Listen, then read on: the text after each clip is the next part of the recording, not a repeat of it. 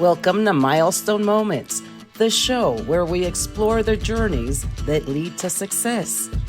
I'm Sheila Slick, your host and founder of 5 Milestones. In every episode, we will bring you insights from the minds of entrepreneurs, leaders, and experts who will share not just their expertise, but the milestone moments that have reshaped their journeys and led to significant achievements. So if you're looking for motivation, you're in the right place. Subscribe now and discover the milestones that mark the path to success. Hi, everybody. Thank you for joining us today in Milestone Moments in Business and Leadership. I'm Sheila Slick, your host. And today, my guest is Leah Forney. She's a 9-time published author, a professional speaker, a visibility activator, and a sexual assault thriver turned advocate and activist. Welcome to the show, Leah. Thank you for having me, Sheila. Based on your impactful background and the objectives of your podcast and your Save Me movement, I'd love for you to share with our audience the journey that you went through from a sexual assault thriver to an advocate and founder of Save Me movement. Could you share a little bit about that? Yeah, absolutely. So I was sexually assaulted January 27, 2013, a little over a decade ago. And it happened in my apartment in North Carolina. I was new to the state of North Carolina. And how I came in contact with my perpetrator was he worked at a car rental place. And so I had a little hoopty and it happened to break down. And so I went to wanted to rent me a car. And when I couldn't rent me a car, he offered to drive me home. So he kind of learned where I live. Well, he asked me to go on one date. I went on that one date and, sometimes you meet somebody and you're like, something about them just does not sit right with you. And so after that one date, I decided that I just didn't want to see him anymore. But he didn't like that. He felt rejected. And so he actually began to stalk me. I didn't know he stalked me. So the part of North Carolina that I was in, you can pretty much get anywhere in the city in like 10, 15 minutes. So it was almost like everywhere I would show up, I would see him. And so the day that he raped me on January 27th, I actually was home in my apartment and I had just got a phone call that a loved one had passed away. And as soon as I hung up with that person that called me, I ended up getting a call from him. And he could tell that I was distraught and I was upset. And so he kind of did this whole, like, let me come over and check on you and comfort you type thing. And against my better judgment, I said yes. But little did I know he was already sitting outside my apartment. And so when he came in my house, what was supposed to be about comforting actually turned into him telling me how he hated the fact that I rejected him and that he didn't like that I rejected him. And so I kind of had this innate feeling that something was getting ready to happen. I wasn't 100% sure what it was, but something in my gut was saying, you need to get this person out of here. Danger, danger. It was kind of the feeling I had. And so I kind of started to try to see what I could say to get him to leave. And he wouldn't leave. And so finally, when I thought that he was getting up to leave is when he grabbed me and sexually assaulted me right in my living room. And so after the sexual assault happened and he left, I immediately showered. And I know now that that's probably the worst thing you can do because at that point in time, your body becomes like evidence, right, to crime labs and everything. But I just wanted to get the feeling of him, his touch, his scent, all of that off of me. And so I did not immediately report. And the reason why is because I'm a woman of color. And the first thing I thought was, who's going to believe me? And what actually helped me to report was my spiritual parents, my mom and dad. They encouraged me to report because they did this type of work in the community at the time. And so it took me about 2 days. I finally reported. And when I did, I had a male detective come to my home. And he asked me 5 to 7 times, Sheila, was I absolutely sure that I was raped? Because I went on one date with the guy. And again, that being berated like I was in the wrong heightened the feeling of like, I'm not going to be believed here. And so what we proceeded to get him to come to court for a restraining order. And my hope was to at least get a restraining order and go about my business. But on the day of court, I had a male judge literally tell me that he thought I was a woman scorned and that he did not believe I was raped. And so I was left with the pieces of my life and left with this trauma while I got to watch the guy that raped me walk out of the courtroom. And so I broke down, and I never forget that it was a male sheriff that turned around and threatened to lock me up if I didn't get it together while I'm watching this happen. So I had to make a decision. I was like, what are you going to do? What are you going to do with the pieces of your life? And so I ended up going to counseling at the local rape crisis center and really work on my healing. It was through counseling that I found the strength to finally start speaking up about it. And so I first started talking about it a year after my assault. In 2014 was the first time I talked about it, April 2014, at a Take Back the Night. And so how Save Me came into play was in February of 2018, I connected with a dear friend of mine, Carmen, who has since passed away, and she was a survivor as well. And we decided that we just wanted to do something to like amplify voices of survivors. And so what we did originally was we created some PSAs of just different survivors telling stories about their sexual assault experience. And it just sparked this whole movement called Save Me. And so Save Me is an acronym that stands for Sexual Assault Advocacy for Victims Everywhere. And I'm happy to say that I'm picking it back up. I kind of put it down for a little bit after Carmen died because her death just like rocked me to my core.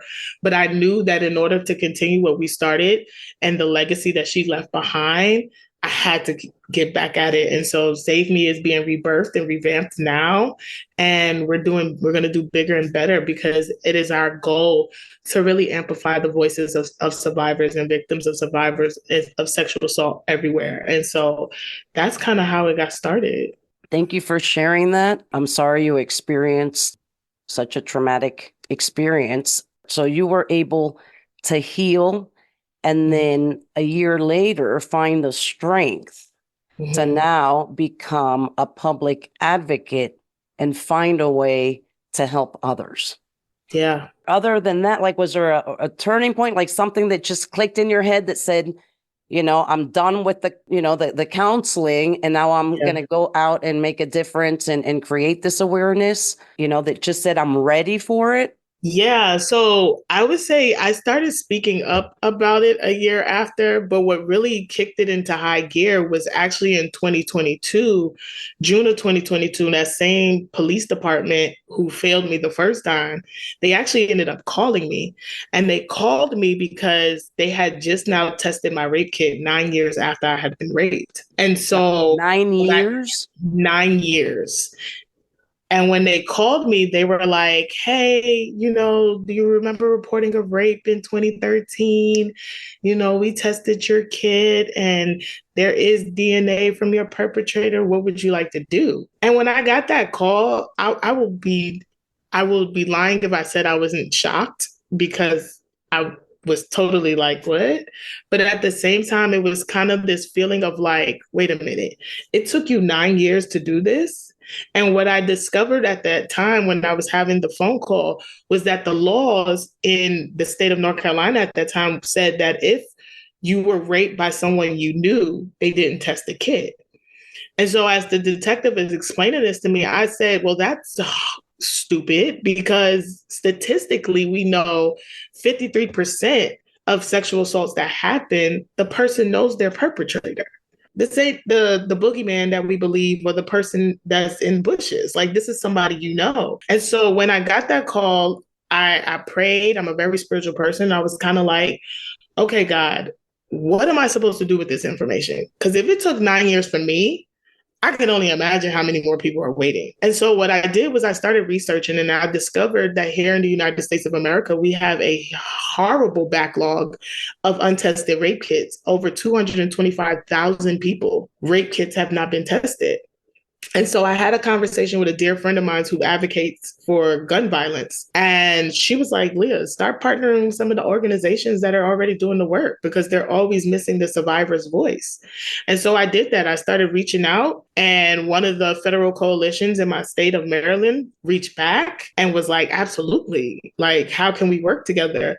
And so that's what led to the advocacy full time, because then I got the opportunity to like train law enforcement and to speak at Attorney General's conference and really get them to understand that not only are we dealing with people who have been violated through sexual trauma, but now we have this other violation because you have not tested their rape kits. And so that was the turning point. That getting that call in 2022 to kind of made me be like, okay, we need to take this up a notch and really be that voice for those who don't have the courage to say it yet. Yes, 9 years. I mean, it surprised me when you said it. I was like, did I hear it correctly? Nine, Yeah, 9 years. years. So you're a professional speaker. You're an Mhm. expert trainer. You dedicate yourself to educating others and advocating for survivors of sexual assault. Yeah. Can you discuss some of the most significant impacts that the Save Me movement has achieved so far? Yeah. So I think the biggest thing is always just hearing from other survivors how my story impacts them. I'm blessed to be able to have shared so many stages from, like I said, law enforcement, attorney generals, women of color conferences. I actually just landed a keynote for a college in New York City this upcoming April. And I love the fact that I get to show them that there is life after sexual assault. I think oftentimes what I have found in my work is that a lot of survivors feel stuck at the point of their trauma. And so when they see someone like me who's moved through their trauma and has made it on the other side and now has a Save Me movement and is speaking out and advocating, it gives them hope. And that's what I want more than anything. I want that every time people hear my story, that they walk away with some hope, that there's life after, that you don't have to be bound by your trauma. And in fact, that you can actually get your power back. When I was sexually assaulted January 27, 2013, that was 3 days before my birthday. And so for a long time, I felt like I had this dark cloud. And so what I ended up doing was taking that day and reclaiming it. And now I call it my rebirth day. And so it kicks off my birthday, week. And so that's what I want survivors to do, is like figure out a way to reclaim your power and understand that you can redefine your sexual trauma. It does not have to define you. And so that's some of the things that I would say Save Me has done and I've done that are just near and dear to my heart. So what are some of the key challenges someone like you faces trying to make that difference, being that advocate?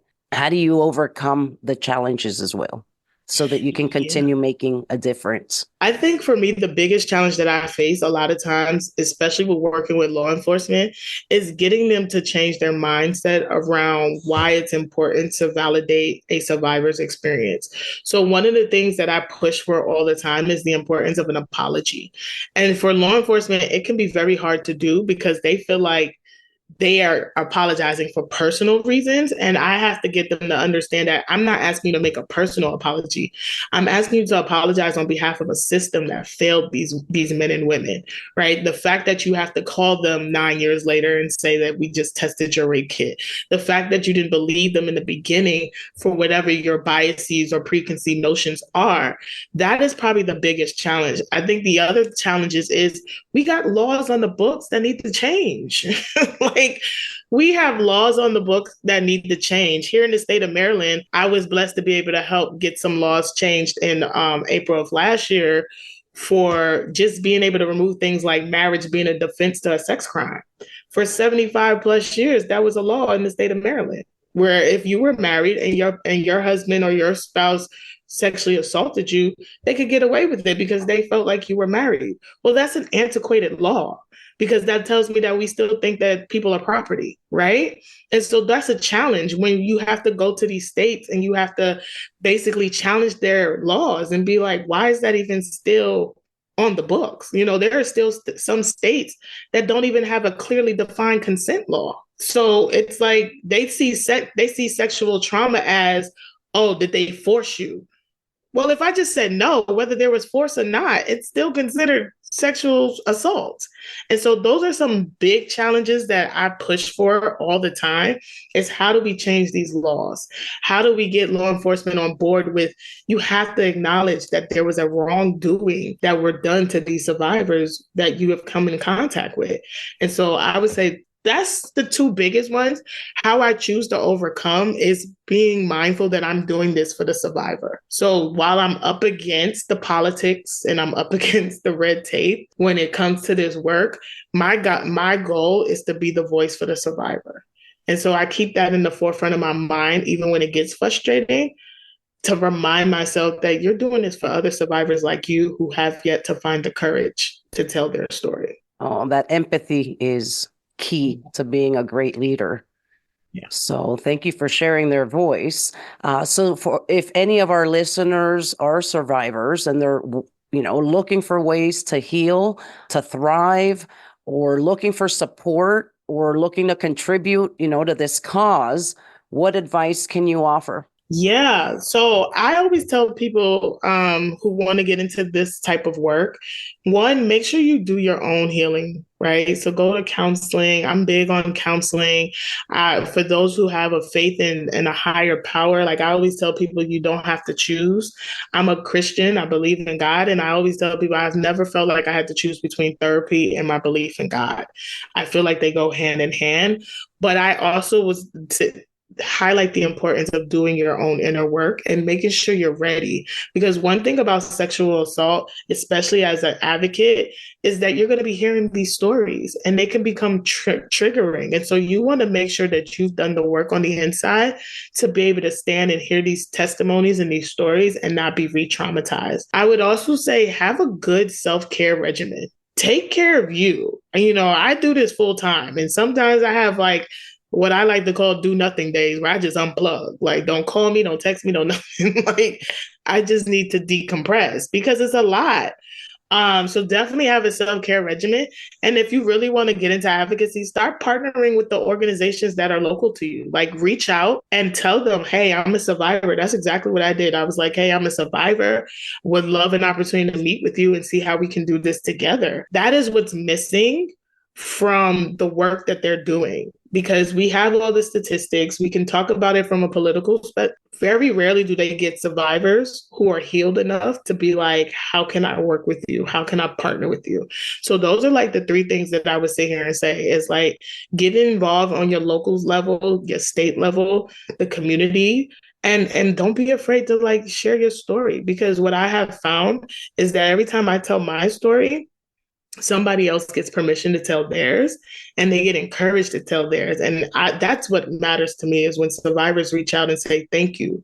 Thank you for saying that because that's me. And thank you for sharing your story here, because I believe that sometimes it just, takes one person to make, that difference or to motivate you, to push you out of that comfort zone, to be able to take that next step. So if we're able to help today, just, one person that may be a victim of this or looking, for their inner voice to become an advocate, to make that difference. And I think, we did a good deed here today. Yeah. So you shared 5 actionable steps to support survivors, lighting the way, listening without judgment, educating ourselves, offering practical support, encourage professional help, and respect boundaries. We can help anyone with PTSD or with a trauma with those 5 actionable steps. Yeah. Yeah, I think, especially the listening without judgment. And I say that because people want to be able to share that they've been through something, but their biggest fear is not being believed or being judged. Right. So I think it's very important that we create safe spaces physically, but also we are emotionally safe spaces for people. Now, one of the things I will say, and I'll add to that, is it's going to be important when supporting survivors that you assess your own capacity, right? Because again, you're dealing with somebody's trauma.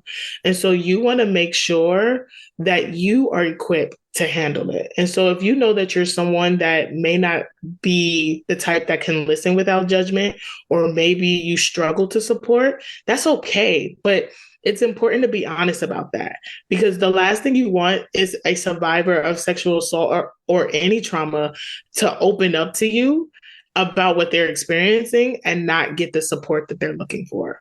So those are some great ways to start supporting, but also definitely being mindful of your own capacity and whether or not you are that person that can support them. So my show is called Milestone Moments. What is your next milestone? Oh my God, that is such a good question. You know what? I am open to the way God wants to move in my life in this season. I think if I could pick something that's the next milestone, I'm getting ready to film my first documentary on childhood sexual abuse. Whoa.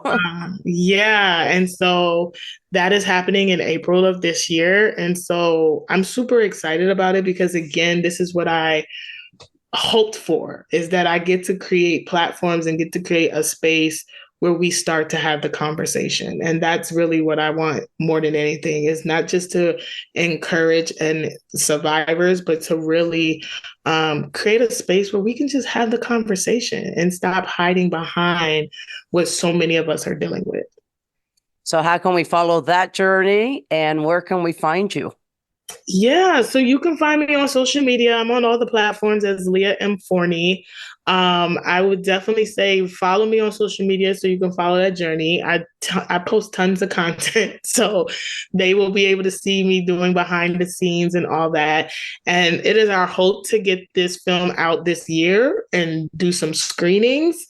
So definitely social media will be where I announce it first. You can always email me at info@leahmforney.com.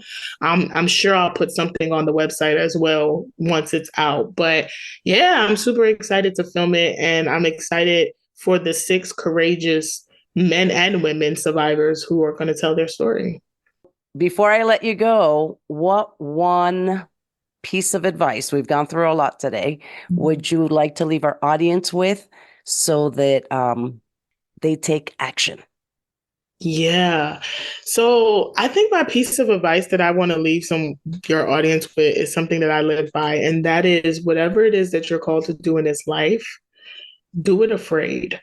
I think a lot of times we let fear stop us. And I tell people all the time, I'm fearful or I'm nervous to do a lot of the things that I do. But it's something about doing it scared that shows you that you have everything in you to be as successful as you want to be in this lifetime. So don't let fear stop you. Don't let doubt stop you. Like whatever it is that you desire to do it and do it with the fear. Thank you so much for being on our show. This has been a very insightful conversation. And once again, I hope that by sharing your message, we're able to help at least one person out there. Thank you for having me, Sheila.